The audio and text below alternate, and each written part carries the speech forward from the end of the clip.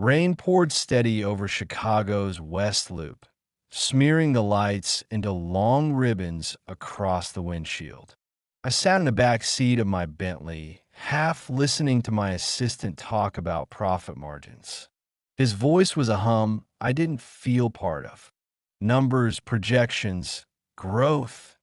Words that once thrilled me, but lately just felt hollow. Then I saw him. A boy, 10, maybe 11, standing by the curb, holding an umbrella that had given up the fight.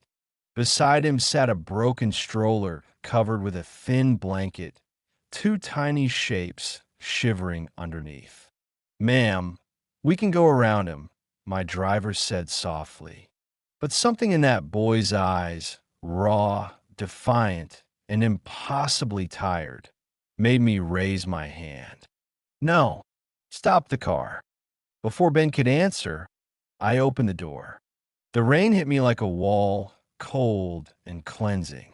My heels sank into the puddle as I stepped out. For once, I didn't care how I looked. For once, the billionaire was the smallest person on the street. The boy flinched when I approached. His clothes were soaked through, sneakers split at the seams.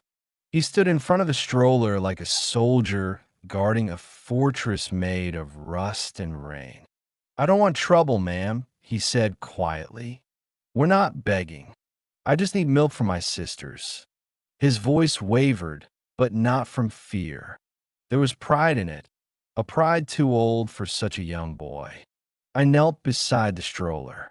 Two babies, barely a few months old, lay tangled in a thin blanket, their lips pale, their cries hoarse and weak.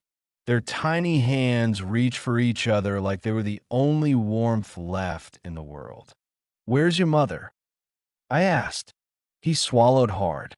"Gone," he whispered. "She got sick last month. The hospital said no insurance, so—" His voice trailed off, drowned by the sound of rain. A horn blared behind us. Someone yelled from a passing car, "Get those kids off the street." The words sliced through the air. The driver shifted uncomfortably, but I just stood there, frozen. For years, I'd funded charities, startups, clean tech foundations. I'd said I wanted to make the world better. But looking at that boy, his soaked hair sticking to his forehead, his arms shaking as he tried to shield the babies, I realized I'd never really seen the world at all. Not like this. I told the driver to open the door. "Come with me," I said. "The boy, Eli," he told me, shook his head fiercely. "No, people always promise that, then they take us to the police. They'll split us up." My breath caught. "You've been through this before?" He nodded once. "Twice." I looked at the twins. One whimpered softly. The other was too weak even for that. "I give you my word," I said. "You'll stay together tonight." He stared at me, studying my face through the rain, as if trying to find a lie. Then, slowly, he nodded. At a cafe nearby, I bought food, dry clothes, milk. The warmth hit us like a small miracle. The twins stopped crying long enough to drink from their bottles. Eli held one with trembling hands, whispering, "Don't cry, Lila. I told you I'll keep you safe." The cashier, a young woman with kind eyes, looked at me and sighed. "Oh, those babies again," she said. "Their mom used to come here every week. She died in front of a shelter across the street." My chest tightened. "Who took them after that?" The woman hesitated. "The shelter's been full for months. The boy refused to let them take the babies away. Said they were his now." When I looked back at Eli, he was rocking the twins gently, humming off key, a melody meant to hold the world together, one breath at a time. For the first time in years, my throat burned, not from anger or exhaustion, but from grief. That night, I took them to a clinic I privately funded, the kind with glass walls and smiling nurses. It was supposed to be a place for families who couldn't afford care. I'd written the checks, cut the ribbons, and never once set foot inside.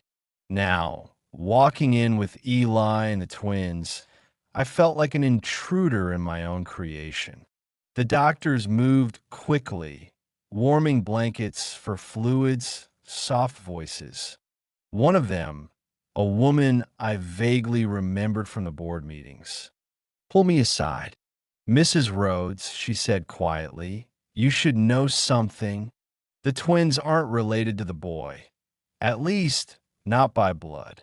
I frowned. "What do you mean?" She hesitated. "Their DNA doesn't match. But according to his file, he's been registered as their legal guardian. He even filled out the paperwork himself. Fake signatures, forged forms. It's astonishing. For a child." I turned toward the glass wall. Eli stood just beyond it, his palms pressed against the window, eyes locked on the babies. His lips moved soundlessly.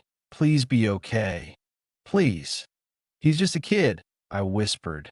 The doctor nodded. "A kid who did more paperwork than most adults." He even listed his occupation as brother. That broke something inside me. When I went to him, I tried to keep my voice gentle. "Eli, why did you do all this?" He wouldn't meet my eyes. "Their mom worked at a diner near my school. She helped me when I had nowhere to go. When she died, I promised her I'd take care of them." He swallowed hard. Nobody else would. Tears mixed with the rain, still clinging to his face. I lied about being their brother so they wouldn't end up in the system. I put a hand on his shoulder. "You didn't lie, Eli. You just gave them something better, a family." A month later, the paperwork was real this time. I adopted all three, Eli and the twins. But I made him a promise of my own. "You stay who you are," I told him. "I'll give you everything, school, safety, a home. But you'll keep the promise you made to their mother." Years passed. One autumn evening, Eli stood beside me on stage at a foundation gala, the launch of the Lila Grace Initiative, named after one of the twins. The lights glimmered on polished marble floors, the same kind that once reflected my indifference. Not tonight. Tonight, they reflected purpose. A reporter asked how it all began. I smiled. It started the night I stopped seeing poverty as statistics and started seeing it as love that refused to give up.